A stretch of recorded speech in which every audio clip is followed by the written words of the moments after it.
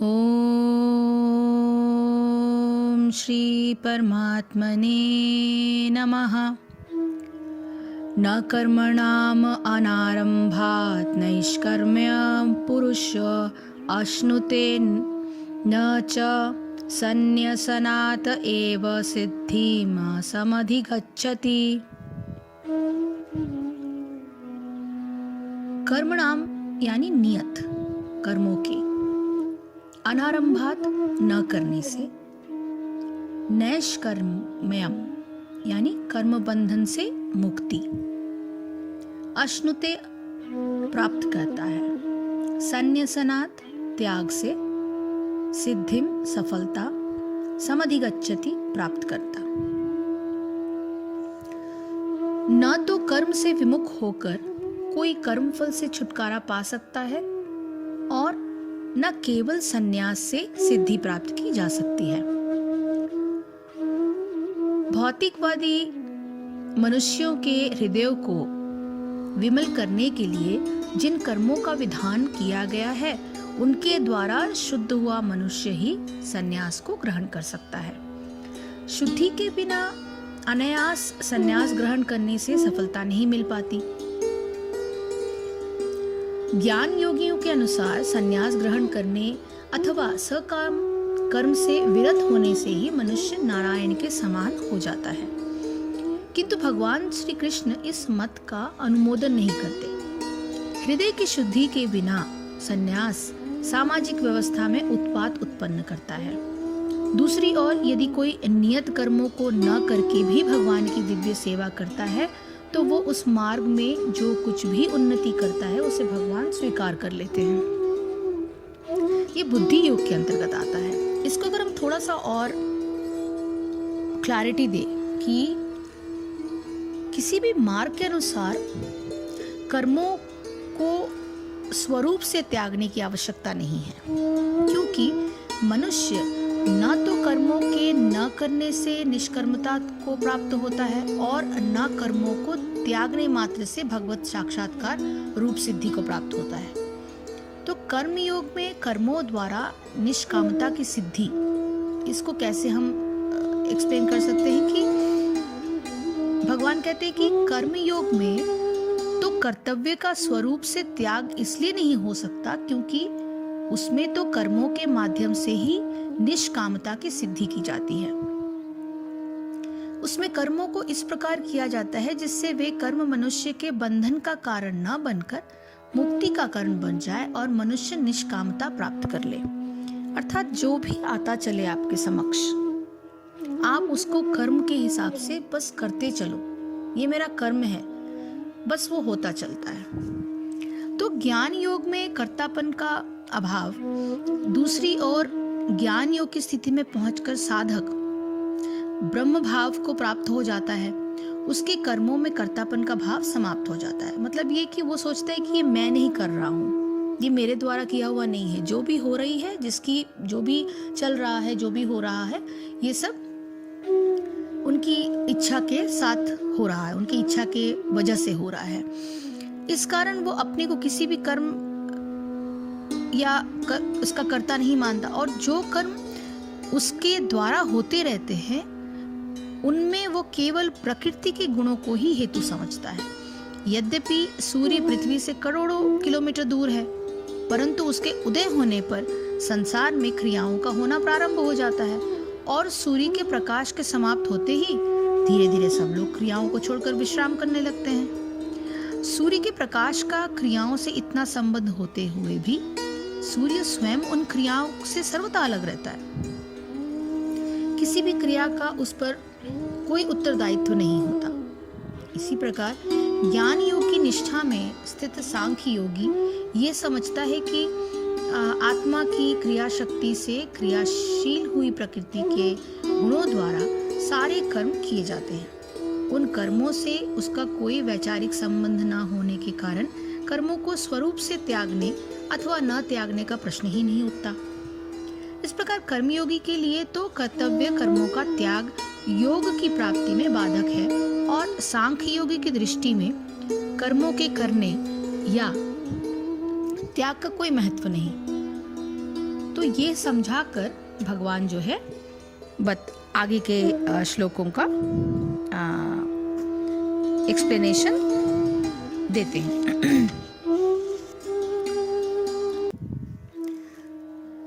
न हि कश्चित् क्षणम् अपि जातु तिष्ठति अकर्मकृतः कार्यते हि अवशः कर्म सर्वः प्रकृतिजय गुणैः। नहीं यानी नहीं, ही का अर्थात है निश्चय, निश्चय ही। कश्चित माने कोई, क्षणम क्षण मात्र, अपि भी, जातु किसी काल में, तिष्ठति अर्थात रहता है, अकर्मकृत बिना कुछ किए, कार्यते करने के लिए बाध्य होता है, ही अर्थात निश्चय, अवशः यानी विवश होकर, कर्म सर्व अर्थात समस्त कर्म, प्रकृति जय प्रकृति के गुणों से उत्पन्न, और गुणे अर्थात गुणों के द्वारा। तो प्रत्येक व्यक्ति को प्रकृति से अर्जित गुणों के अनुसार विवश होकर कर्म करते रहना पड़ता है। अतः कोई भी एक क्षण भर के लिए भी बिना कर्म किए नहीं रह सकता। इसका तात्पर्य यह है कि यह देहधारी जीव का प्रश्न नहीं, अपितु आत्मा का यह स्वभाव है कि वह सदैव सक्रिय रहता है। आत्मा की अनुपस्थिति में भौतिक शरीर हिल भी नहीं सकता। यह शरीर मृत वाहन के समान है जो आत्मा द्वारा चालित होता है, क्योंकि आत्मा सदैव गतिशील रहता है और वह एक क्षण के लिए भी नहीं रुक सकता। अतः आत्मा को कृष्ण भावनामृत के सत्कर्म में प्रवृत्त रखना चाहिए, अन्यथा वह माया द्वारा शासित कार्यों में प्रवृत्त होता रहेगा। माया के संसर्ग में आकर आत्मा भौतिक गुण प्राप्त कर लेता है और आत्मा को ऐसे आकर्षणों से शुद्ध करने के लिए यह आवश्यक है कि शास्त्रों द्वारा आदिष्ट कर्मों में इसे संलग्न रखा जाए। किंतु यदि आत्मा कृष्ण भावनामृत के अपने स्वाभाविक कर्म में निरत रहता है तो वो जो भी करता है उसके लिए कल्याणप्रद होता है। तो श्रीमद् भागवत के पहले इसके द्वारा इसकी पुष्टि हुई है।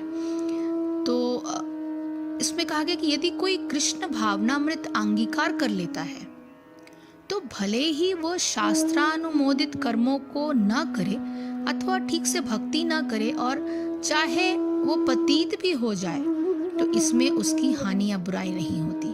किंतु यदि वह शास्त्रानुमोदित सारे कार्य करे और कृष्णा भावना भावित न हो तो ये सारे कार्य उसके किस लाभ के। अतः कृष्ण भावनामृत के इस स्तर तक पहुंचने के लिए शुद्धिकरण की प्रक्रिया बहुत आवश्यक है। अतएव संन्यास या कोई भी शुद्धिकारी पद्धति कृष्ण भावनामृत के चरम लक्ष्य तक पहुंचने में सहायता देने के लिए है, क्योंकि उसके बिना सब कुछ व्यर्थ है। तो अब सर्वथा कर्मों का जो स्वरूप है अगर उसका त्याग हो सकता या नहीं हो सकता, क्योंकि कोई भी पुरुष किसी काल में क्षणमात्र भी अपना कोई कर्म किए बिना एक जगह निठल्ला बैठ नहीं सकता। निसंदेह कुछ न कुछ उसको करते ही रहना पड़ता है। तो अब भगवान कहते हैं कि जितने देहधारी है कि उनके द्वारा प्रति क्षण कुछ न कुछ कर्म किया जाता ही है, और मनुष्य शरीर में कर्म करने के 3 स्थान हैं। वो कौन से हैं? मन, वाणी और इंद्रियां। इन तीनों के द्वारा सारा कुछ होता रहता है। उठना, बैठना, सोना, सोचना, स्वप्न देखना, बोलना, चलना, फिरना, विचार करना, इस प्रकार कुछ न कुछ कर्म हर समय चलता रहता है। ये किसी भी मनुष्य के लिए संभव नहीं है कि वह क्षण भर के लिए भी स्वरूप से कर्म का त्याग कर सके। कर्म तो प्रतिक्षण होता ही रहता है, कोई चाहे या ना चाहे। इसका कारण यह है कि मनुष्य के मन, वाणी, इंद्रियां और शरीर ये सब प्रकृति के गुणों अर्थात सतोगुण, रजोगुण और तमोगुण द्वारा निर्मित होते हैं। उन गुणों की क्रियाएं और प्रतिक्रियाएं प्रतिक्षण होती रहती हैं। आत्मा की शक्ति द्वारा वे प्रतिक्षण परिचालित रहती हैं। पर मनुष्य के वश में केवल इतना है कि यह निश्चित कर ले कि उसे उन कर्मों में कौन सा भाव रखना है। उसकी जो भी भाव होंगे वो कर्म के अनुसार होंगे। और तो अब प्रश्न उठता है कि क्या हम इंद्रियों की क्रियाओं को हठ से रोककर कर्मों का त्याग कर सकते हैं?